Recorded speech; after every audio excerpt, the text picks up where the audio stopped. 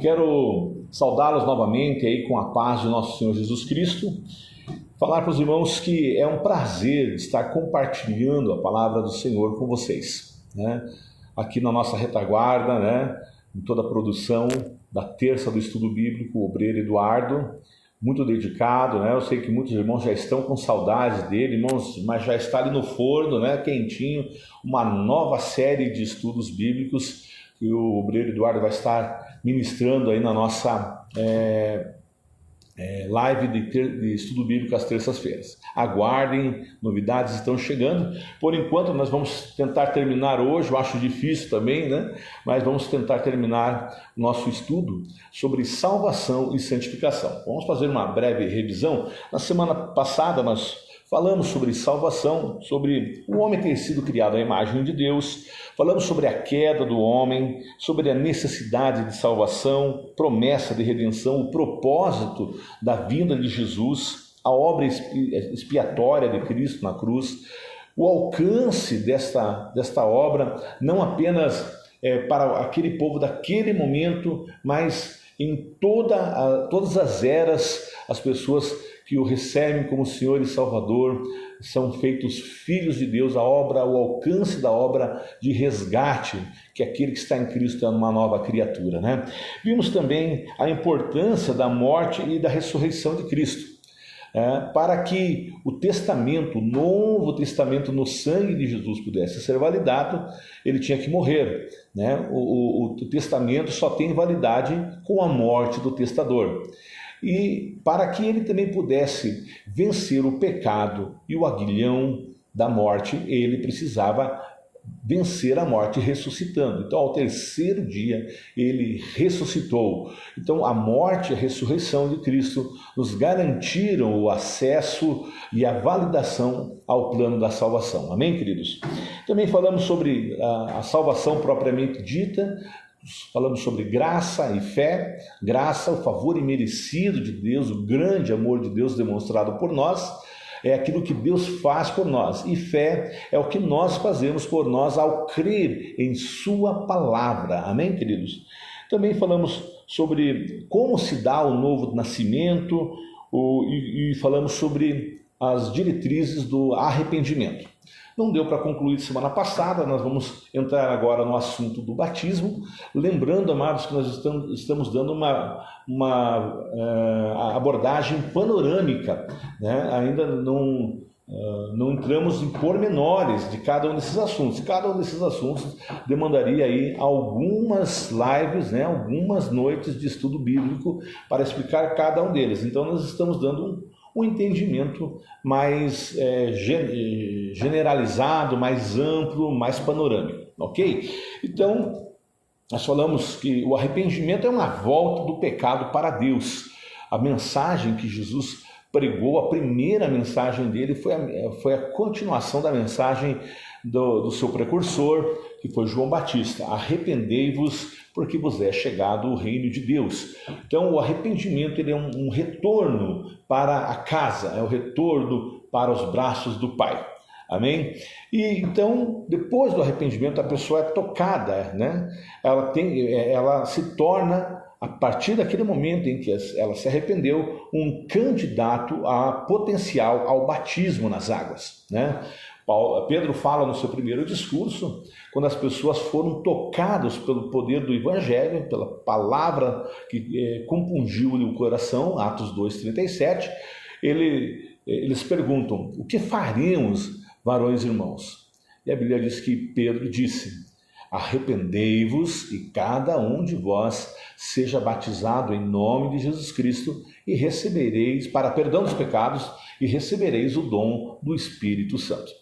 Então, o batismo nas águas, ele é parte integrante do plano da salvação. Então, você vê isso, você pode conferir lá em 1 Pedro 3,21, que a Bíblia fala, e esse mesmo batismo, como uma figura, vos salva. E o batismo, ele expressa, né, a fé em Deus pela obediência na palavra do Senhor. Marcos 16, a palavra do Senhor diz assim, arrependei-vos, aliás, quem crer e for batizado será salvo, né? Então, quem não crer será condenado. Então, o batismo é parte, é uma confirmação de que nós cremos e aceitamos o plano que o Senhor tem para as nossas vidas. Também em Atos 2,41, quando o Pedro diz às pessoas: e esta promessa é para vós, outros, para os vossos filhos, para os que estão perto, para os que estão longe, para todos quantos Deus, o nosso Senhor, chamar. Então, todos que forem chamados pelo Senhor, eles acudirão ao plano da salvação completo, que envolve o nascimento através das águas do batismo em nome do Senhor Jesus.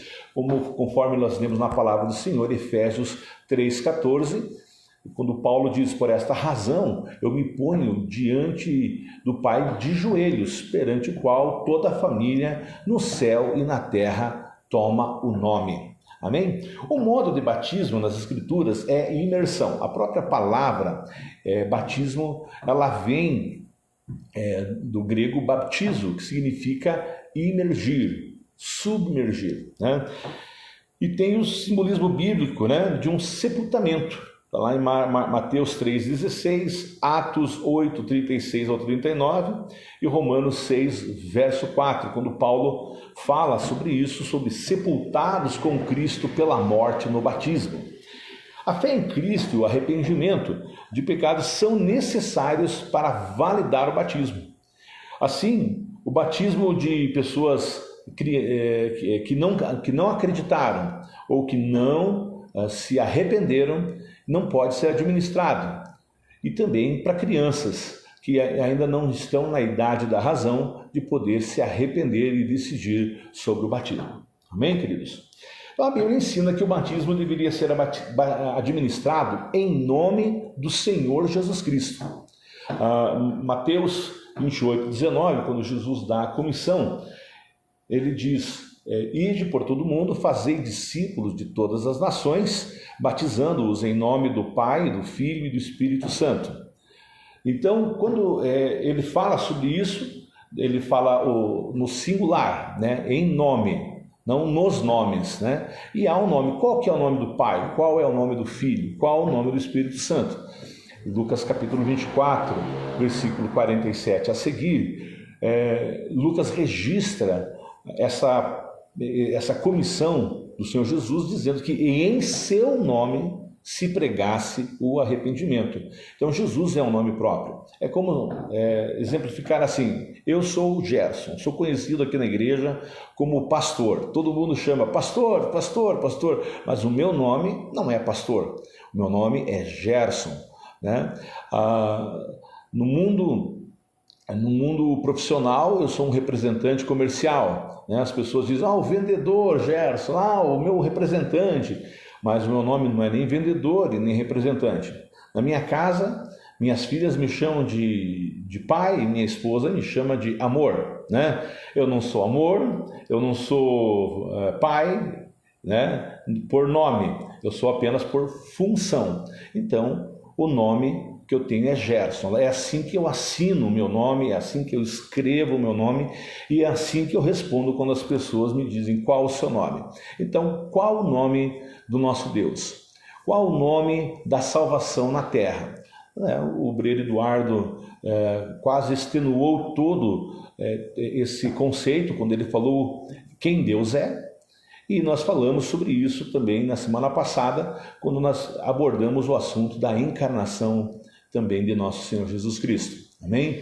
Emanuel, Deus conosco, e lhes porá o nome de Jesus, porque ele salvará o seu povo do seu pecado. Amém? Então, todos os registros dos atos da igreja primitiva estão registrados no livro que nós chamamos de Atos dos Apóstolos. É o 5º livro do Novo Testamento e todos os registros de batismo ali mencionam o nome de Jesus. Nós temos pelo menos 5 registros que falam sobre a prática do batismo mais abertamente dentro do livro de Atos dos Apóstolos. Atos capítulo 2, nós vemos isso também em Atos capítulo 8, Atos capítulo 10, Atos capítulo 19, né, no caso do rebatismo dos discípulos de João Batista, e também em Atos capítulo 22, quando o apóstolo Paulo fala sobre a sua experiência de salvação e de que maneira que Ananias abordou, dizendo que ele deveria se batizar para perdão dos seus pecados e invocando o nome de Jesus. Então, todos os registros de atos praticados de batismo no livro de Atos dos Apóstolos estão registrados citando o nome de Jesus. Amém?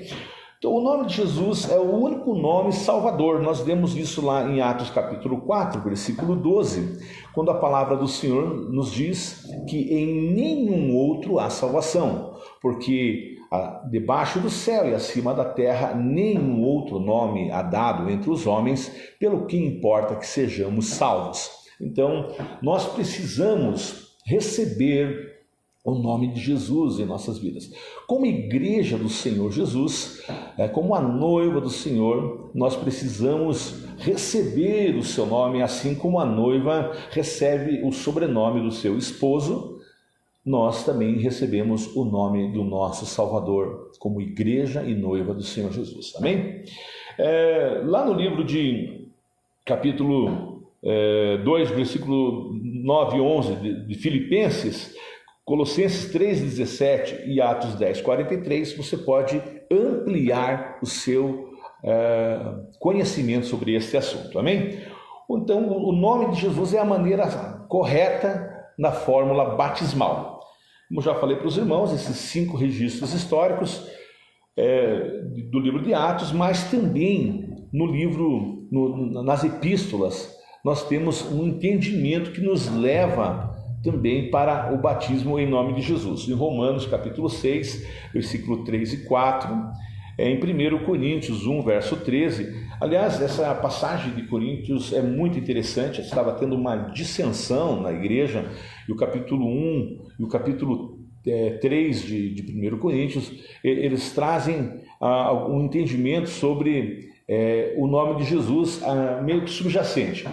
Paulo estava enfrentando um problema de divisão na igreja de Corinto. As pessoas diziam assim: eu sou de Pedro, ou de Cefas, né?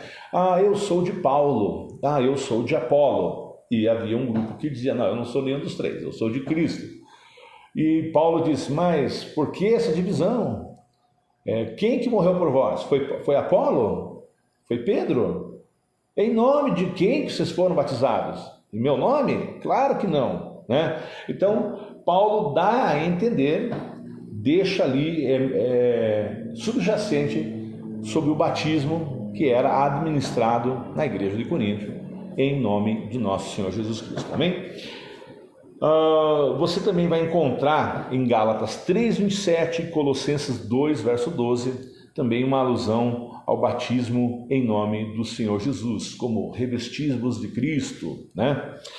Outras referências do nome de Jesus, está lá em Mateus 1:21, que eu acabei de citar para vocês, que este é o nome da salvação, o nome do Deus Salvador, amém? E sobre arrependimento, Jesus disse lá em Lucas que o arrependimento deveria ser anunciado em seu nome, amém? Uma das mais importantes ordenanças de Jesus para nós é o batismo nas águas. Os 4 evangelhos falam do batismo nas águas. E você precisa... nós temos algumas regras de interpretação e formulação de doutrinas bíblicas. Quando um assunto ele é veementemente comentado, é porque ele tem uma relevância maior dentro do plano da salvação. Então nós vemos que o assunto do batismo, que o novo nascimento, que o nome de Jesus vinculado a tudo isso é muito comentado dentro da palavra do Senhor, inclusive no Velho Testamento. Então nós devemos entender que há uma necessidade de nós recebermos o batismo em nome de Jesus.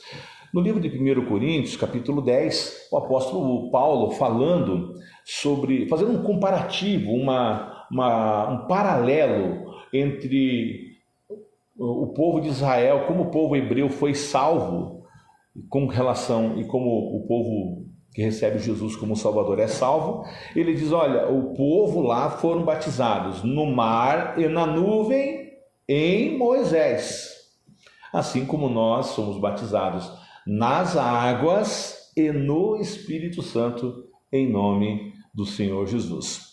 O Jesus é o nome que valida o Novo Testamento, assim como Moisés é o nome que trouxe o Velho Testamento. É interessante que eu não falei que ele representa o Novo Testamento, o Velho Testamento, Moisés, porque nós vemos lá em João capítulo 1, versículo 17, dizendo assim, a lei veio através, ou foi dada, melhor dizendo, perdão. A lei foi dada por intermédio de Moisés, mas a verdade e a graça vieram por meio de Jesus. Então, Moisés foi um aio, né, um tutor que trouxe a lei para nós. Mas Jesus, ele mesmo é a encarnação da verdade e da graça, do amor manifesto de Deus para a salvação da humanidade. Amém, queridos? Vamos adiante. Nós deveríamos ter um grande interesse, e isso deveria te interessar muito. Nós temos vivido uma época muito turbulenta, né? Muitos ensinos dentro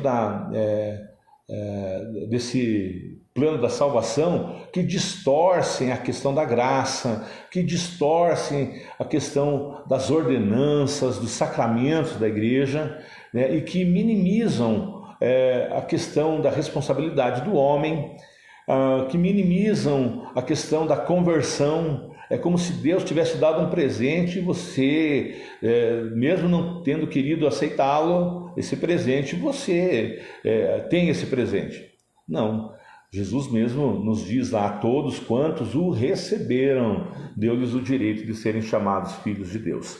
E quando a gente recebe Cristo em nossas vidas, há uma mudança, né? Há um sepultamento do velho homem e o nascimento de uma nova pessoa, representados pela submersão da pessoa nas águas do batismo, e quando ela retorna com uma nova criatura. Jesus mesmo disse, quem não nascer da água e do Espírito não pode ver o reino de Deus. Efésios 4, verso 5, a Bíblia diz, há um só Senhor, uma só fé, um só batismo. Falando sobre, acho muito interessante também, sobre como que a pessoa deve ser batizada, né? Imersão. Muita água, né? Nós temos 3 maneiras que as pessoas batismam hoje em dia. Por aspersão, que é pegar como se fosse um pincelzinho lá, né? Um espanadorzinho lá e aspergir a água nas pessoas. A outra é o derramamento, quando alguém pega uma vasilha de água e derrama sobre a pessoa. E há a imersão, onde a pessoa é submergida completamente dentro da água. Nós falamos sobre a importância de entendermos os termos bíblicos, e a palavra batismo significa exatamente submergir, ok? Então, nós aplicamos o batismo por imersão em nome do nosso Senhor Jesus Cristo. Em Mateus capítulo 3, verso 16 e em João 3, 23, nós, referindo ao batismo de Jesus, vemos que João batizava aonde havia muitas águas, né? Água suficiente para cobrir as pessoas, vamos dizer assim. Bom, pastor, mas então tem que ser num rio, né? Há muitas pessoas que me procuram dizendo, pastor, eu quero me batizar, mas tem que ser no rio. Em piscina eu não aceito. Tem gente que diz, pastor, até numa piscina eu aceito, só não aceito se for numa piscina de plástica, né? Bom, o que a Bíblia nos orienta a respeito disso? Primeiro, tem que ter muita água, né? Jerusalém, queridos, na época dos apóstolos, não tinha rios que passassem por lá. As águas vinham através de um direcionamento pelas rochas, né? Numa fonte intermitente de Guion, a oeste de Jerusalém, no vale de Cedron. ok? Nos tempos dos discípulos, aliás, já no tempo do rei Ezequias, que foi o rei que fez esse desvio através das rochas, né? Até hoje admirado como um monumento de engenharia e arquitetura, porque para conseguir fazer sem explosivos, né? Cavar aquelas rochas para que dutos passassem trazendo água para Jerusalém. Foi uma obra maravilhosa. E ali havia muitos tanques, como alguns deles são mencionados na Bíblia, como o tanque de Siloé, o tanque de Betesda. Então esses tanques, eles serviam para as pessoas, tinha aonde chegava na fonte a água limpa, e ali animais bebiam, animais se banhavam, as pessoas mesmo se banhavam, porque aquela água não era parada, né? Ela era escoada através de dutos também. Então foi provavelmente ali que em algum desses tanques, ou usando todos os 4 tanques que havia em Jerusalém, que as pessoas foram batizadas. Então, a pessoa pode batizar em rio? Pode batizar em rio. Pode batizar no mar? Pode batizar no mar. Pastor, tem que ser água doce ou água salgada? Tem que ser muitas águas. Pode ser em piscina? Pode ser em piscina. Amém, queridos? São coisas que às vezes vêm aí, né? Se você acessar o nosso site, que depois os irmãos vão colocar aí o nosso endereço, que é comunidade-restauraçãoevida.com.br, você acessando o nosso site, tem uma aba ali, uma página chamada Mensagens e Estudos, ok? Essas mensagens e estudos ali, vocês terão acesso a muita informação, inclusive sobre o batismo nas águas, ok? Vamos então, terminando essa parte da salvação, né? Agora que eu sou salvo, o que eu devo fazer, né? Você tem que viver a vida cristã. E uma pessoa que cresce sem ensino, sem que as pessoas ensinem ela a comer, ela vestir, ela ter horários, ela se alimentar, de que maneira que ela vai se alimentar, o que é saudável, o que não é saudável, aprender a falar, a escrever, né? A ler. Então, essas pessoas, ela vai se criar como um bastardo, uma pessoa sem função, né? Um selvagem. Então, nós sabemos dar boas coisas aos nossos filhos. Então, o nosso Deus também, para vivermos a vida cristã e para que possamos ser parecidos com o Senhor, Ele nos deu a santificação. O Senhor mesmo disse: sede santos, porque o Senhor vosso Deus é santo. Então, nós somos chamados para sermos santos no Senhor. Para isso, o Senhor veio a nós através do seu Espírito que foi derramado sobre as nossas vidas. Esse mesmo Espírito que operava numa terra que era sem forma e vazia. O Espírito de Deus pairava sobre a face das águas, como quem estivesse esperando o momento kairos oportuno para criar as coisas. E a Bíblia diz: e disse Deus. E a hora que Deus começou a dizer: haja luz, houve luz, e a criar, cada vez que ele abria sua boca para falar alguma coisa, as coisas iam acontecendo. É assim também, quando nós damos ouvidos ao Espírito Santo, coisas acontecem em nossa vida. Nós nos tornamos mais parecidos com o Senhor. Amém? O Espírito Santo é nada mais, ou desculpe pelo nada mais, que o próprio Deus enchendo o coração do crente e operando a salvação na humanidade. Sem o Espírito Santo pairando sobre essa terra, não haveria como as pessoas serem tocadas para a salvação.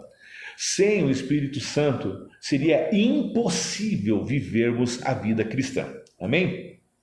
Então, entendemos que o Espírito Santo, ele não é um acréscimo, ele não é alguém fora de Deus, ele não é uma força impessoal, uma parte apenas da divindade, mas ele é a própria divindade agindo poderosamente aqui na terra. Nós vemos lá em Colossenses, quando a Bíblia diz que em Cristo habita corporalmente toda a plenitude da divindade.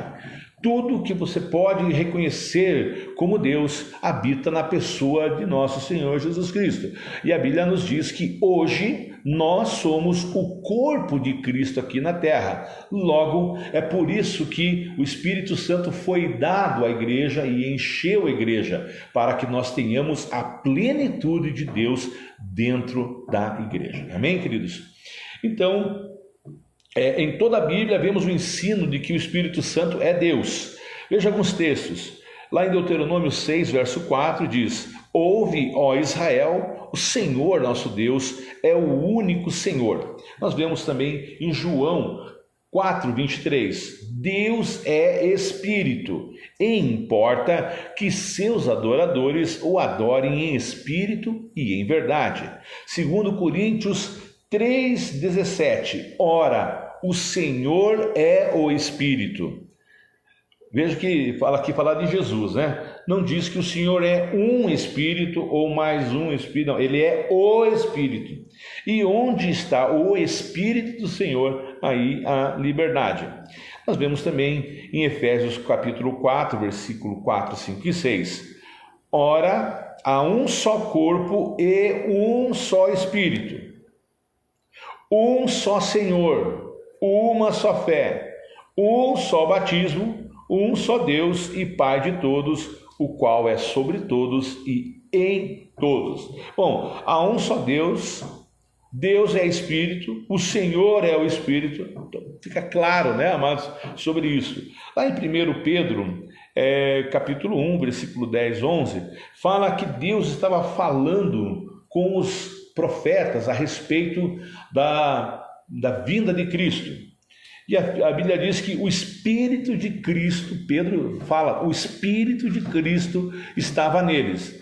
Mas que Espírito? Quando a Bíblia diz o Espírito do Senhor veio sobre algum profeta, que é o Espírito do Senhor? O Espírito de Cristo. É o mesmo e único Espírito. Não há 1, 2, 3, 4 ou mais divindades dentro da Deus, dentro da divindade. A divindade é única. E o Espírito Santo é a maneira como Deus enche plenamente a igreja nos dias de hoje e como age dentro do nosso planeta para a salvação de todo aquele que crê. Amém? O Espírito Santo foi prometido que seria derramado sobre a igreja e sobre os seus servos e servas. Nós vemos isso em Joel 2, 28 e 29, que diz: e há de ser que depois derramarei o meu Espírito sobre toda a carne, e vossos filhos e vossas filhas profetizarão, os vossos velhos terão sonhos, os vossos mancebos terão visões. E também sobre os servos e sobre as servas, naqueles dias derramarei o meu Espírito. Jeová falando. Que Espírito seria dado sobre eles? O seu Espírito. Amém? João Batista também profetizou isso quando disse em Mateus 3,11: eu em verdade vos batizo com água para o arrependimento, mas o que vem após mim é mais poderoso que eu. Ele vos batizará com o Espírito Santo e com fogo. Oh, glória a Deus por isso, amém, queridos? O Senhor Jesus também falou sobre isso aos discípulos. Lá em Lucas 24, 49, ele diz: eis que sobre vós envio a promessa de meu Pai. Ficai, porém, na cidade de Jerusalém, até que lá do alto sejais revestidos de poder. Qual era esse poder? Atos 1, 4, 5 e 8 falam sobre isso. Lucas relata assim, mas que se esperasse a promessa do Pai, mas vós sereis batizados com o Espírito Santo, não muito depois desses dias. Versículo 8, mas recebereis a virtude, poder do Espírito Santo que há de vir sobre vós. No dia da festa de Pentecostes, em que o Espírito Santo encheu os discípulos, o apóstolo Pedro pregou e os habitantes de Jerusalém e citou essa mesma palavra lá em Atos 2, verso 17, que Joel falou e eu falei para os irmãos agora há pouco, para explicar o que era aquilo que os habitantes de Jerusalém, os visitantes que estavam ali visitando Jerusalém, tinham visto daquele grupo que estava falando em línguas em voz alta, e as pessoas diziam: nossa, mas eu escuto aquela mesma língua, fala no meu idioma, mas ao mesmo tempo está falando no idioma dele. Olha que coisa interessante isso, né? Mas é a manifestação do próprio Deus, o Espírito Santo, sobre as nossas vidas. Eu quero fazer uma pausa aqui, uma curiosidade muito interessante sobre a redenção, que são as festas de Israel. Há 4 festas muito importantes em Israel, são diversas festas, mas essas 4 são muito importantes. A primeira delas é a Páscoa. Interessante, né? A Bíblia fala que Jesus é a nossa Páscoa, né? Está lá em João 1,29, ele é o Cordeiro de Deus que tira o pecado do mundo. Então, o significado da Páscoa para o povo hebreu era a lembrança da saída do Egito, né? E assim também para nós, Cristo, que é a nossa passagem, né? Foi na Páscoa em que ele entregou a sua vida por nós e morreu, e ao 3º dia ressuscitou, durante os festejos da Páscoa, simbolizando também o nosso resgate do nosso Egito, do mundo do qual éramos perdidos, mas fomos salvos pelo Senhor. A outra festa muito importante para o povo de Deus é a festa de Pentecostes. Interessante essa festa de Pentecostes, irmãos. Deixa eu só localizar novamente aqui. A festa de Pentecostes era chamada também festa das primícias. Quando eles colhiam os primeiros frutos, né, os frutos... e eles ainda não tinham feito a colheita, ainda a colheita estava chegando, mas alguns frutos amadureciam mais rapidamente, e eles celebravam as primícias. E também os tabernáculos, quando eles montaram o tabernáculo no deserto, e ao redor do grande tabernáculo, as 12 tribos também tinham as suas tendinhas, que também eram chamados de tabernáculos, né? E ali mostrando a reunião de Deus no meio do seu povo. Isso também, queridos, representa para nós, né, a descida do Espírito Santo, onde o Espírito Santo é o próprio Deus habitando o nosso tabernáculo. Nós ouvimos a Bíblia falar no Novo Testamento que nós somos o templo do Espírito Santo, nós somos o tabernáculo do Espírito Santo. A outra festa, que é a festa dos tabernáculos propriamente dito, né? Que é a festa daí já das colheitas. E isso faz uma menção ao arrebatamento da igreja, quando os anjos virão e vão ceifar, né, os santos aqui da terra. A colheita, a grande colheita, que também é conhecida como o arrebatamento dos santos. E também temos a última, né, a quarta festa, que eu acabei não anotando aqui, mas eu trago como curiosidade para vocês na próxima semana. Amém, queridos? E isso tudo, então, quando nós vivemos agora as nossas primícias, nós vivemos a realidade do Espírito Santo dentro de nossas vidas, o Espírito Santo Consolador. Nesse mundo, o operado Espírito de Deus conduz as pessoas para a salvação. Esse é o seu ministério. João capítulo 16, versículo 8 ao 11. Nós vemos que o Espírito Santo convencerá o mundo, veja, não os discípulos já o receberam, mas o mundo do pecado, da justiça e do juízo. Amém? Jesus fala também que o Espírito Santo, como sendo o ajudador, paracleto, que é aquele chamado para estar ao lado, o consolador. A palavra consolador vem do grego, né, paracletos, que é para estar perto, como se fosse um advogado em nossas vidas. Como o apóstolo João também volta a repetir isso já em sua epístola, capítulo 1, capítulo 2. A revelação que nós temos em tudo isso é que o próprio Jesus é o que viria como Espírito Santo ser derramado sobre a igreja. Quer ver onde está escrito isso? João capítulo 14, versículo 16 ao 18. Jesus fala assim: como homem, né, temos que entender a natureza humana falando com a natureza divina nesse momento, como o Eduardo já explicou em lives passadas aí. Jesus diz: e eu rogarei ao Pai, e ele vos dará o outro Consolador, para que fique convosco para sempre. O Espírito da verdade, que o mundo não pode receber. O mundo não pode receber o Espírito da verdade. Por quê? Porque não o conhece, mas vós o conheceis, porque habita convosco. Quem que estava habitando com os discípulos naquele tempo ali? O próprio Senhor Jesus. Habita convosco e estará em vós. Foi por isso, será, que Paulo disse: Cristo em vós é a esperança da glória? Glória a Deus. Qual é a obra do Espírito Santo em nossas vidas? A obra do Espírito Santo é uma obra de regeneração.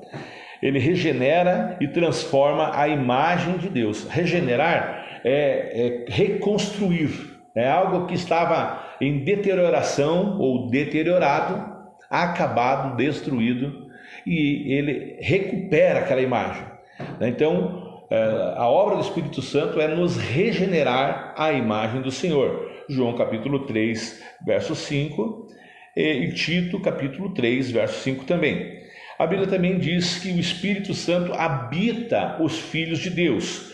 Romanos 8, verso 9, 1 Coríntios 3,16, que fala que somos templo do Espírito Santo, repetindo esta mesma passagem em 1 Coríntios 6, 19, e em Efésios 2, 20 ao 22, que fala que nós somos edificados casa de Deus, edifício santo para a morada de Deus em espírito. De que maneira Deus reside dentro de nós? Através do seu Espírito Santo. Amém? A outra obra do Espírito Santo em nossas vidas é selar e aprovar. Efésios 1,13 e 4,30 fala que nós somos selados com o Espírito Santo. Antigamente, as cartas elas eram seladas através de uma cera quente que se colocava no fechamento, no fecho da correspondência ou de alguma obra ali, e o anel do dono, ele vinha e selava ali, ele fechava aquela carta, a cera estava quente, ela grudava com o selo que identificava, pelo estandarte que estava ali, né? Pela imagem, a efígie que estava ali, sabia de quem era, de que família era, de que pessoa se referia. Somente as grandes pessoas tinham o seu selo particular. Então, o Espírito Santo, dentro do crente, ele aprova o crente diante do Senhor e revela a nossa propriedade, que somos propriedade exclusiva de Deus, diante de todo o mundo, tanto do mundo visível como do mundo invisível, o mundo espiritual. Amém? Também a obra do Espírito Santo dá poder para nós testemunharmos. Sem o Espírito Santo, o nosso testemunho simplesmente é uma discussão teológica, uma discussão filosófica ou uma discussão apenas intelectual. Mas o Espírito Santo dentro da vida de um crente, ele potencializa o seu testemunho. É por isso que pessoas indoutas, pessoas que não têm acesso até à leitura, a escrever, não têm muito da sabedoria desse mundo, quando testemunha cheia do Espírito Santo, ela convence outras pessoas. Por quê? Porque o seu testemunho, a obra do Espírito Santo na vida dela é muito maior do que qualquer sabedoria humana. Amém, queridos? Também o Espírito Santo batiza em fogo, né? Ele imerge o cristão na nova vida. 1 Coríntios capítulo 12, versículo 13 fala sobre isso. E o Espírito Santo também guia os filhos de Deus, né? Nós sabemos, amados, dentro de nós, quando estamos em perigo espiritual, quando estamos em algum tipo de perigo iminente, quando o Espírito Santo se entristece conosco, ou quando ele nos avisa, né? Porque o Espírito Santo ele age ativamente, inclusive confrontando o crente, amém? Nós vemos isso em João capítulo 16, verso 13, Atos 13, do 2 ao 4, Atos 16, 6, Romanos 8, 14. Aliás, eu me delicio com esta passagem de Atos capítulo 16. Ali no começo, nós vemos Paulo e a sua equipe de evangelistas querendo pregar o evangelho. Então eles saem da cidade de Derbe e começam a ir pregar ali, e eles tinham uma intenção no planejamento de Paulo de ir para a Ásia, mas a Bíblia diz que o Espírito Santo os impediu.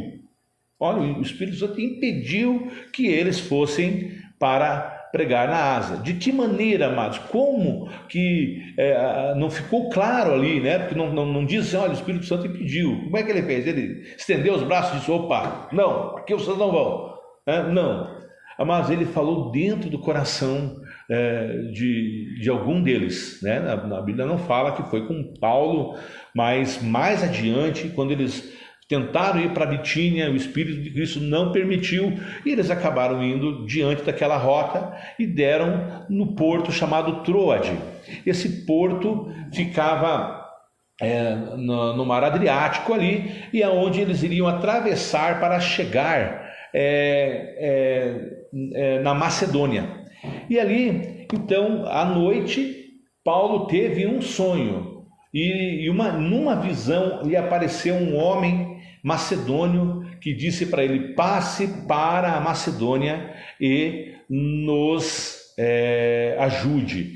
E a Bíblia diz que quando Paulo conta isso para os seus colegas missionários, eles concluíram, Lucas diz, concluímos que Deus nos chamava para anunciar o Evangelho na Macedônia. Então veja, amados, como o Senhor vai planejando as coisas para a nossa vida, diferente dos planos do homem.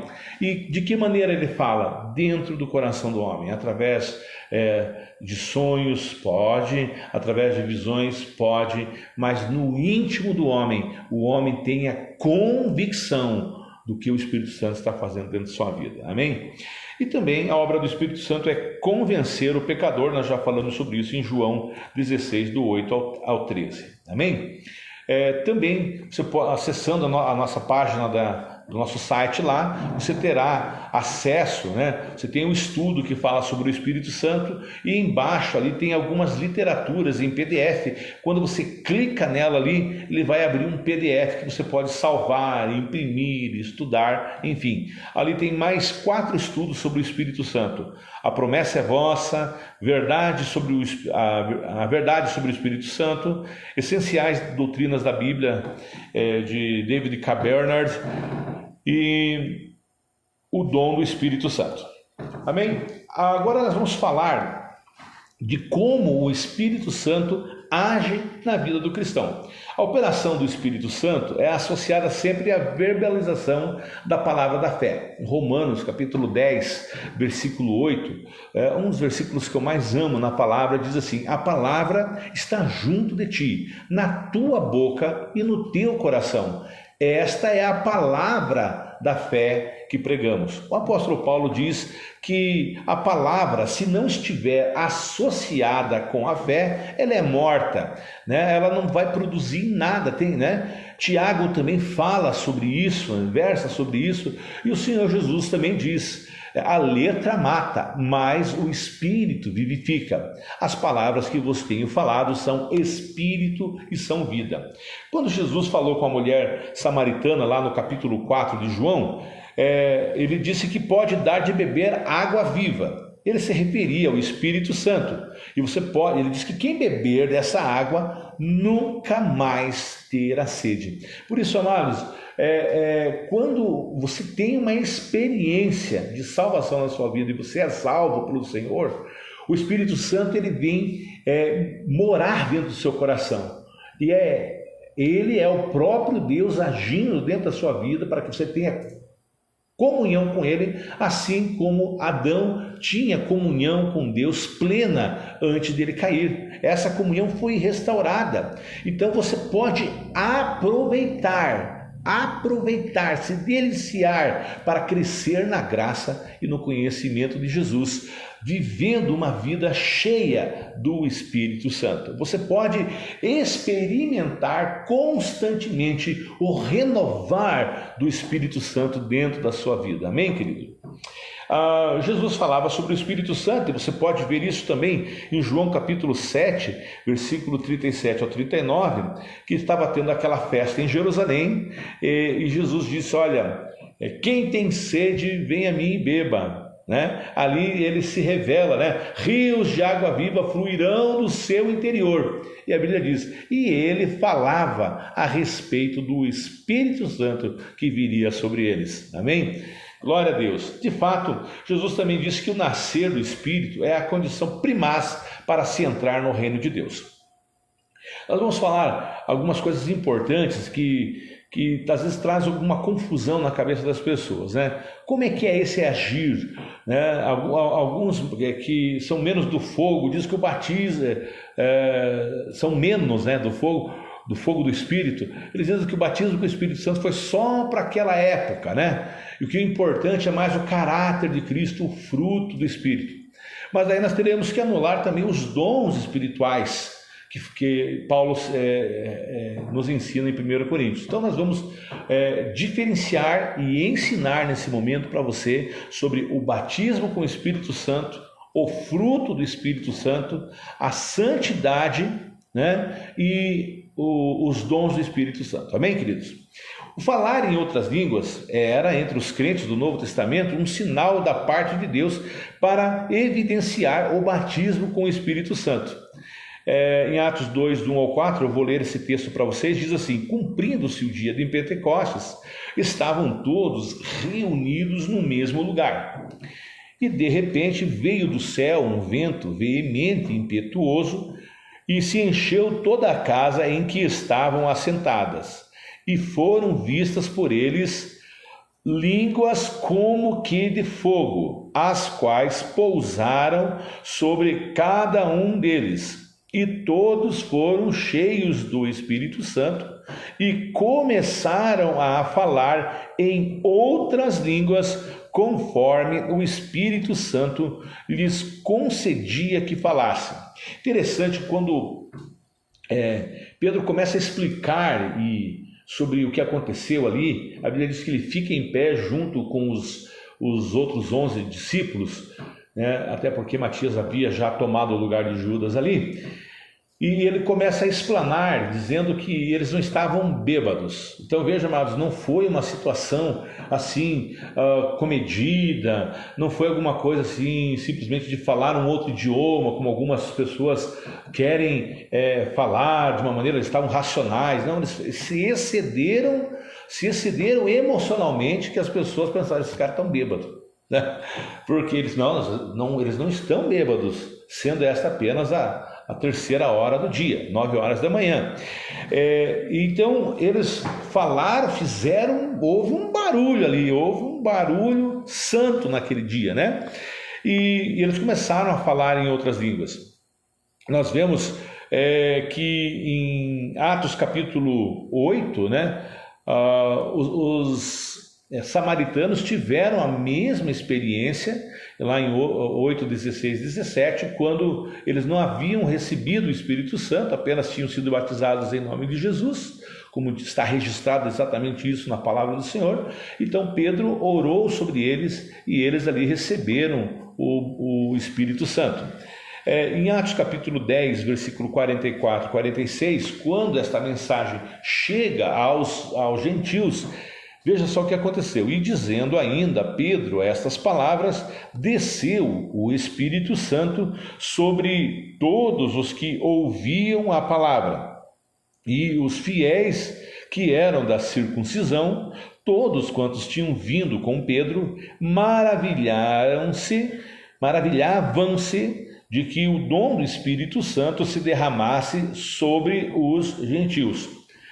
Então veja, amados, algumas pessoas dizem que o dom do Espírito Santo não era é só a salvação, né? Não, já é tudo, né? O poder de crer, da regeneração. Mas de que maneira os fiéis perceberam que desceu o Espírito Santo? Está no próximo versículo. Porque os ouviam falar em línguas e magnificar ao Senhor. Então, houve também falar em novas línguas. Tem um filme muito bacana, irmãos, muito 10, o nome desse livro é Atos dos Apóstolos. Não é esse novo que tem aí, mas no meu blog, o blog do pastor Gerson Luiz, né? Chama-se Blog do Pastor Gerson Luiz, no blogspot.com, onde eu coloquei o link para esse filme que está no YouTube. É um filme que tem mais de 3 horas, né? Não dá para baixar, é difícil, não consegue aí algum programa aí, né, que consiga baixar, porque é muito tempo, é 3 horas e pouco. E é uma narrativa do livro de Atos, é fidedigno, eles vão narrando o livro de Atos e as pessoas, quando tem pessoas falando, as pessoas se representam ali. E é muito lindo, amados, de ver esse momento em que o Espírito Santo desce sobre os gentios ali em Atos capítulo 10. Vale a pena você assistir esse filme aí, tá? Também alguns discípulos de João Batista que haviam sido batizados no batismo do arrependimento, que não era mencionado nenhum nome, ele simplesmente batizava: eu vos batizo para o arrependimento, salvai-vos desta geração perversa. Era essa fórmula, se é que assim pode se dizer, que João Batista empregava. Ele não mencionava um nome, ele não associava um nome. E esses discípulos, eles começaram a seguir Jesus, e depois da morte de Jesus, a ressurreição e a ascensão, eles se filiaram à igreja, tendo sido evangelizados muito provavelmente por Apolo. Ok? Dá para entender no contexto de Atos capítulo 18 e 19 sobre isso. Em Atos 19, do 1 ao 7, fala de uma conversa, registra-se ali uma conversa de Paulo com esses discípulos. E ele pergunta se eles tinham recebido o Espírito Santo quando creram. Vocês receberam o Espírito Santo quando creram? Eles: nós nem sabíamos que haja Espírito Santo. Mais uma prova da unicidade de Deus, que eles não conheciam quem era o Espírito Santo ali, né, mano? Então, e Paulo fala sobre eles ali, fala para eles que eles deveriam acreditar, né? Que João Batista disse que eles deveriam acreditar naquele que viria depois deles. E a Bíblia diz assim, olha, versículos 5 e 6. E os que ouviram isto foram batizados em nome de Jesus, batismo nas águas. E veja que Paulo não impôs as mãos sobre ele antes deles terem sido batizados em nome de Jesus. E impondo-lhes as mãos, veio sobre eles o Espírito Santo. Como que nós sabemos que veio sobre eles o Espírito Santo? Está aqui registrado, né? Olha lá. E falavam em línguas e profetizavam. Então, o falar em línguas e profetizar é um sinal do batismo com o Espírito Santo na vida do crente. Sim, Senhor. Amém? Para que nós possamos crescer na vida cristã, nós precisamos que o Espírito Santo esteja em nós. E ele estando em nós, ele vai operar a sua salvação, efetivar a salvação em nós. O apóstolo Paulo: pastor, mas a gente não foi salvo, a salvação não é obra da graça ali, a gente acreditou e não importa o que a gente faça. Sim, ali você começa a tua jornada. Mas Paulo disse: efetuai a vossa salvação. Né? De que maneira nós efetuamos? É como se tivesse armado uma continha ali, arme e efetue. Lembra do que a gente aprendia na escola? Arme e efetua. Então, você tem ali, você recebe o Senhor. E a maneira como você comprova isso, não para as pessoas, mas especialmente para você, de que você está trilhando o caminho da salvação, é você viver a vida cristã. Mas é uma vida sobrenatural, uma vida de renúncias que você não pode fazer apenas com a sua boa vontade, você vai cair no caminho, né? Então, você tem o Espírito Santo como seu ajudador, o seu paracleto, o seu advogado, né? O seu consolador. E ele age em você, a natureza dele. Se o Espírito é santo, ele vai agir o que em você? Santidade. Então a santidade é como o cristão se torna igual ao seu Senhor. A vontade de Deus para nós é a santificação. Paulo fala isso em 1 Tessalonicenses capítulo 5, verso 12. E depois diz assim também: sede santos, porque eu, o Senhor, sou santo. Tudo o mais é secundário, queridos, e deve trabalhar para que isso ocorra em nós. Para o Senhor é caráter antes de qualquer outra coisa, e maturidade antes de ministério ou serviços. A gente vê que essa ordem tem sido adulterada, tem sido alterada dentro da igreja, e muitas coisas de ruim estão acontecendo. Pessoas que não foram regeneradas estão ministrando ou anseiam mais um cargo ministerial dentro da igreja do que serem transformados. Mas lembre, vou repetir para você, para Deus o caráter é antes de qualquer outra coisa.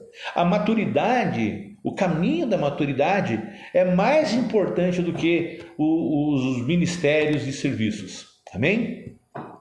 Deus está mais interessado na pureza de uma vida do que no crescimento, até mesmo do seu sucesso. Irmão, não se constrange com o que eu vou te falar. Muitas vezes ele pode até permitir o seu fracasso para poder operar em você um constrangimento, para poder quebrar, esmiuçar o seu coração, para que você se torne tal como o Senhor. Amém? Por isso Pedro fala lá em 1 Pedro capítulo 4, verso 12: meus irmãos, não estranheis a ardente prova que vem sobre vós, como se alguma coisa estranha vos acontecesse. Mas alegrai-vos de seres participantes dos sofrimentos de Cristo, que se pelo nome de Cristo vocês sois vituperados, bem-aventurados sois, porque sobre vós repousa o Espírito da glória de Deus. Tremendo, amados. O Senhor está mais interessado em quem você está se tornando, como cristão renascido pela graça do Senhor Jesus. E isso não há mérito nenhum, mas quando o Espírito Santo age em nós também temos, não existe como não demonstrar mudanças em nossas vidas. Amém, queridos? Glória a Deus. Efésios 2, verso 10. Esse versículo aqui é muito interessante. Quando muitas pessoas que falam de uma graça sem graça, de uma graça irresponsável, o pessoal só cita e fica lá em Efésios 2, 8 e 9. Porque sois salvos pela graça, por meio da fé, e isso não vem de vós, é um presente de Deus. Não vem de obras para que ninguém se glorie. E eles ficam batendo que a obra não tem importância, que nada que nós façamos importa. Não, amados, as obras denunciam a nossa transformação, ou não. O versículo 10 que segue esse texto da graça fala sobre isso, olha só: porque somos feitura de Deus, criados em Cristo Jesus para as boas obras, as quais Deus preparou para que andássemos nelas.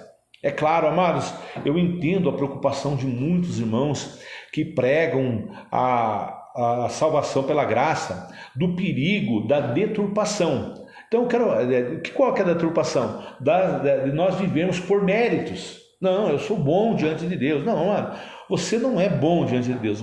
A Bíblia fala que as nossas justiças são como trapos de imundícia. Mas quando as nossas obras são feitas em Deus, elas têm significado, sim, Senhor, e demonstram que fomos transformados pela graça do Senhor Jesus. Amém? Então não é uma má notícia, é uma boa notícia. Perceba em você a transformação que você está tendo. Essa transformação diz que você está sendo guiado pelo Senhor. Romanos capítulo 8, se não me falha a memória ali, o versículo 3 ou 4, acho que é o 5, diz que se andamos em espírito, vivamos também em espírito. Amém? Então, o que é a santificação? A santificação é o processo pelo qual o Espírito Santo nos santifica, nos traz os princípios do reino, os valores do reino que agem em nosso corpo, alma e espírito. A palavra santificação, ela vem do grego agiasmos, né? E significa santo em atos e palavras.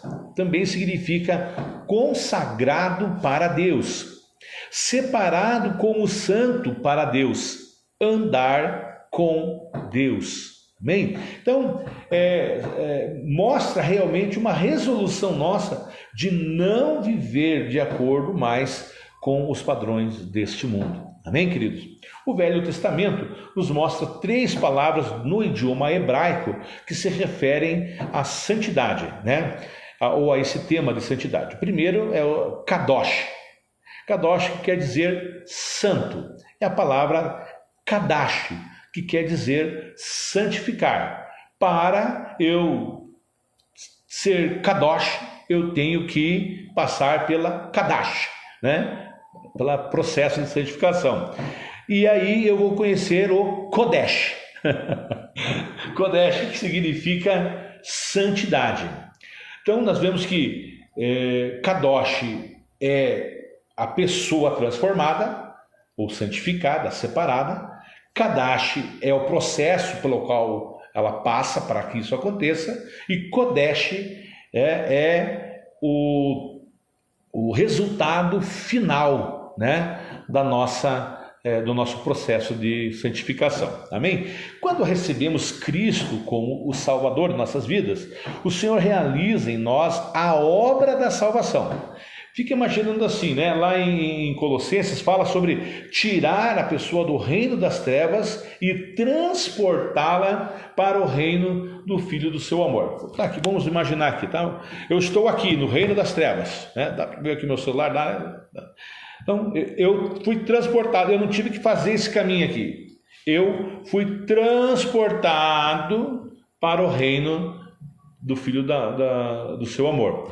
Significa o seguinte: aqui, nada que eu fizesse de bom no reino das trevas faria eu pular para cá. Eu precisava que Jesus viesse, completasse a obra da salvação e me tirasse daqui e me colocasse aqui.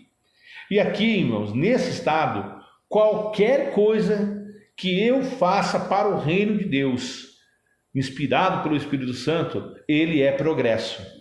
Né? Imagine assim, uma pessoa na lama. Como que a pessoa, né? Não adianta você jogar lá para a pessoa, né? Nós falamos isso semana passada, o melhor sabonete, o melhor shampoo, a melhor esponja, a melhor escova para escovar as costas, na lama. Na lama aquilo não tem significado nenhum para ele. Então a salvação é o processo, nem mesmo a água, viu, irmãos? Nem mesmo a água. É por isso que para a pessoa ser batizada, ela, né? Trazendo, no caso, o significado espiritual do batismo, ela precisa se arrepender. Esse arrependimento, o Espírito Santo já tira a pessoa daqui do reino das trevas e já transporta para o reino do Filho do seu amor, aonde ele vai receber todas as benesses do sacrifício de Cristo. É como se a pessoa estivesse no barro. No barro nem a água resolve para a pessoa. Certo? Agora, quando Deus salva a gente, que é a salvação? Tirar a pessoa do barro. E o que é a santificação? É tirar o barro da pessoa. É um processo. Não sai na mesma hora. Eu lembro, eu ia jogar futebol, né? Quando eu era criança, nos campinhos. E perto da nossa casa, o campinho que era o chamado campinho, o nosso campinho, né? Da piazada da rua, era um campinho de terra vermelha. Não tinha grama, irmãos, era só terra vermelha. Em dias assim que estava tudo seco, você pode imaginar como a gente chegava em casa, né? Só dava para ver o glóbulo branco aqui. E a minha mãe, ela falava assim: você não entra em casa desse jeito. E a gente tomava banho no tanque primeiro, né? Ou com mangueirada, né? Tinha que se lavar fora, né? Para que... E a minha mãe falava assim, pegava a cinta, irmãos, e ela falava assim: Gercinho, tá aqui a sua toalha, uma toalha branca, irmãos. Uma toalha branca para tomar banho. Até parece que ela queria me bater, né? Se essa toalha tiver uma marca de barro vermelho, a cinta corre. É um casinho à parte aqui para contar para os irmãos, para descontrair, mas para mostrar realmente que a lavagem tinha que ser completa. Assim também, amados, há uma antiga canção que diz: no céu não entra pecado, né? Então não entra pecado, meus amados. Por isso que a carne e o sangue não herdam o reino de Deus. E nós, os que estivermos vivos no dia do arrebatamento, teremos o nosso corpo transformado para que carne e sangue não herdem o reino de Deus. Amém? São outros mistérios, não é o propósito agora, né? Mas se tiver curiosidade, pode mandar perguntas aí que depois nós vamos responder. Amém, queridos? Então, quando o Senhor tira a gente do pecado, salvação, quando a gente está aqui e Ele começa a tirar o pecado de nós, é a santificação. Há áreas de nossas vidas, amados, que levam anos, né, para serem transformadas. E aqui, estando na luz, o Senhor nos ilumina a cada dia. Amém?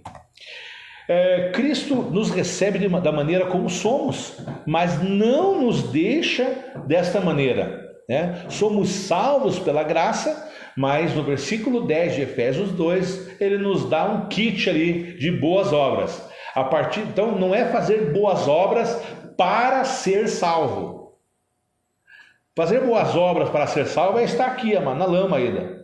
Mas é fazer as boas obras porque foi salvo. As boas obras não são um ato para alcançarmos a graça de Deus, porque a graça é imerecida, mas as boas obras são um resultado da obra do Espírito Santo, da graça, da salvação em nossas vidas. Amém? Ficou claro, amados, sobre isso? A santificação é o processo de aperfeiçoamento do ser humano salvo por Cristo Jesus, no qual ele se aproxima do caráter divino, né? E se afasta do pecado. Podemos tipificar sobre essa questão do barro aí, de estar no barro e do barro estar em nós, né? E ela deve ser desejada, a santificação deve ser desejada e nós devemos nos esforçar por ela. Agora o esforço não é para ser salvo, o esforço é para se parecer com Cristo, para abandonar velhos hábitos, né, como a amargura, como a imoralidade, como coisas que não agradam ao Senhor, como as obras da carne que estão registradas lá no livro de Gálatas, capítulo 5, do 18 ao 20. Amém? Então, o apóstolo Paulo fala para nós, lá em Romanos 12, dizendo assim: não vos conformeis com esse mundo, mas transformai-vos pela renovação da vossa mente. Amém? Eu vou dar uma parada aqui para falar para os irmãos o seguinte, amados: hoje nós vamos encerrar santificação. Pode ser, Eduardo, você me dá mais uma aula aí? Nós vamos encerrar santificação, já está acabando. E na semana que vem nós vamos falar sobre os recursos que Deus deu para nós, para que nós possamos viver a vida cristã. Então, o Espírito Santo em nós produz fruto. Qual é esse fruto? É chamado do fruto do Espírito. E também nos deu também os dons espirituais e o agir espiritual do Espírito Santo na vida da igreja, que é uma maneira de nós vivermos também acima das pressões, não apenas do mundo físico, mas do mundo espiritual, que tenazmente tenta nos impedir de continuarmos a jornada da fé, né? Então nós vamos falar sobre fruto do Espírito e sobre dons do Espírito na próxima semana. Então nós vamos encerrar isso aqui. Eu estou na penúltima lâmina aqui para encerrar a santificação. A santificação e as armas da nossa fé. Deus deu esses recursos para nós, que são chamados fruto e dons do Espírito, é a parte dele, né? É o nosso kit de sobrevivência, é o nosso kit de transformação para vivermos durante a nossa jornada aqui na Terra, durante os anos que o Senhor nos conceder em vida aqui na Terra. Nós não estamos sós, não temos que lutar. O apóstolo Paulo chega a falar isso lá em 2 Coríntios, capítulo 10, 3 ao 5, dizendo assim: pois embora vivamos como seres humanos, não lutamos segundo os padrões humanos. As armas com as quais lutamos não são humanas. Pelo contrário, são poderosas em Deus para destruir as fortalezas. Destruímos argumentos e toda pretensão que se levanta contra o conhecimento de Deus e levamos cativo todo pensamento para torná-lo obediente a Cristo. Então, nós temos armas poderosas para vencermos as artimanhas do diabo, né? As artimanhas de Satanás e o engano desse mundo, as concupiscências, os desejos e a soberba deste mundo. Amém? O Senhor nos deu isto.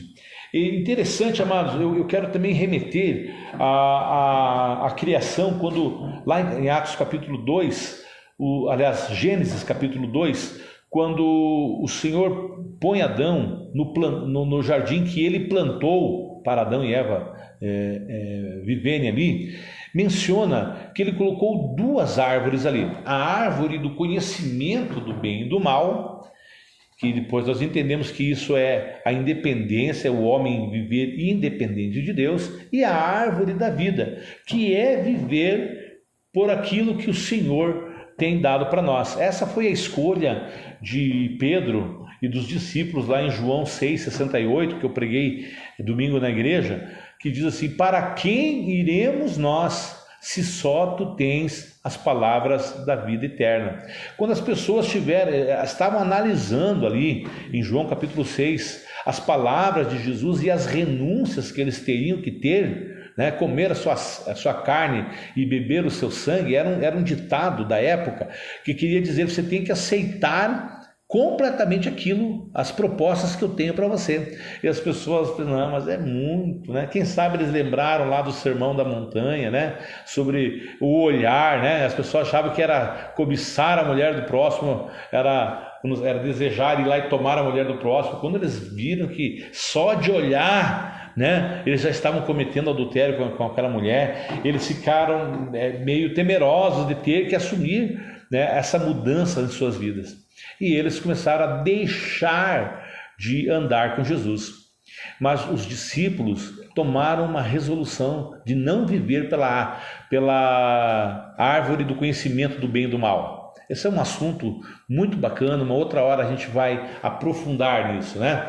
Então, a árvore do conhecimento do bem e do mal é viver pelos seus próprios recursos, independente de Deus. A árvore da vida é se alimentar pelas premissas do reino de Deus. Interessante, amados, que quando o homem perdeu o Espírito de Deus na sua vida e ele não tinha mais comunhão com Deus, essa foi a primeira morte. A morte espiritual, depois houve a morte física. E quando nós somos regenerados, o apóstolo Paulo fala lá em Efésios capítulo 2, versículo 1, que nós fomos vivificados pela fé quando ainda éramos mortos em nossos delitos e pecados e quando ainda éramos guiados pelo Espírito que governa as pessoas desse mundo. Então, viver pela árvore do conhecimento do bem e do mal é estar inspirado por Satanás também, que estava ali dentro, né? Tinha uma serpente ali enrolada naquela árvore lá, né? Agora, quando você nasce de novo, você restaura a tua alimentação espiritual pela árvore da vida. Você se alimenta através do poder do Espírito Santo, espiritualmente falando. Mas é interessante, amados, que como era também com Adão e Eva, a árvore do conhecimento do bem e do mal ainda está presente. É por isso que você tem que ter os conflitos. É por isso que lá em Romanos capítulo 7, Paulo falava dos seus conflitos. Olha, quando eu quero fazer o bem, o mal que eu não quero fazer, eu acabo fazendo. E ele se desespera, porque ele vivia um conflito entre carne e espírito. E ele diz: olha, miserável homem que eu sou, quem me livrará do peso dessa condenação. Mas graças a Deus que nos dá a vitória por Cristo Jesus nosso Senhor. Há uma tradução, se não me falha a memória, é a NVI, mas graças a Deus que nos conduz em vitória. E tem a tradução A Mensagem, se não me falha a memória também, que diz que ele nos conquistou. O que quer dizer isso? O pastor Aloísio Silva, da Igreja Videira, ele fala assim que ele gosta dessa versão do nos conquistou, porque remete assim quando os soldados de uma nação eram vencidos, né? Os seus comandantes, eles tinham que desfilar, por exemplo, lá em Roma, né? Entrava o exército que foi vencedor na cidade e todo mundo, né, aplaudindo e tal, e também aqueles que foram vencidos tinham que entrar atrás ali deles para dizer, olha, esse aí que nós vencemos. Eles entraram para mostrar que eles foram vencidos por nós. E quando esse versículo que Paulo fala ali em Romanos capítulo 7, que Cristo nos conduz em vitória em seu desfile de triunfo, ele está falando justamente sobre isso, que ele venceu o homem carnal. Nós estamos trazendo preso, submisso a Cristo esse homem carnal. Isso é algo poderoso, né? E esse é o viver no Espírito, amados. Esse é o viver que nós temos pelo Espírito Santo de Deus. Um outro versículo que nós já lemos aqui, e com ele eu quero encerrar a nossa live de hoje, Romanos 12, verso 2. Vou ler em outra versão agora, diz assim: não se amoldem ao padrão desse mundo, mas transformem-se pela renovação da sua mente, para que sejam capazes de experimentar e comprovar a boa, agradável e perfeita vontade de Deus. Então, queridos, muitas vezes nós não vamos entender os paradigmas do reino enquanto nós não estivermos vivendo de fato a vida cristã. O apóstolo Paulo fala aos Gálatas, e nós vamos abordar isso semana que vem, quando estivermos falando do fruto do Espírito. Gálatas 5:23, ele diz assim: se andamos no Espírito, vivamos também no Espírito. Nós temos que caminhar nesse novo local espiritual. Nós estávamos aqui no reino das trevas, fomos transportados para o reino do seu Filho de amor, e agora aqui precisamos caminhar essa nova jornada de fé. Amém, queridos? Então, isso só pode acontecer se nós experimentarmos o novo nascimento. Amém? Era isso que nós tínhamos para hoje. Eu gostaria que você fechasse os seus olhos aí e nós pudéssemos estar orando nesse instante. Amém? Senhor meu Deus, Senhor meu Pai, eu te agradeço por mais uma live de estudo bíblico. Muito obrigado, meu Deus e meu Pai, por todas as coisas que o Senhor nos tem dado. Obrigado por todos os irmãos, Pai, que participaram do início ao fim, Senhor. Aqueles que ainda voltarão, meu Deus, a ver esta live, meu Deus, através do seu replay, que ela vai ficar gravada, que de alguma maneira as pessoas possam crescer na graça e no conhecimento de nosso Senhor Jesus Cristo. Amém, amém. Deus vos abençoe. Fiquem com Deus. Até terça que vem. Tchau, irmãos. Tchau, pastor.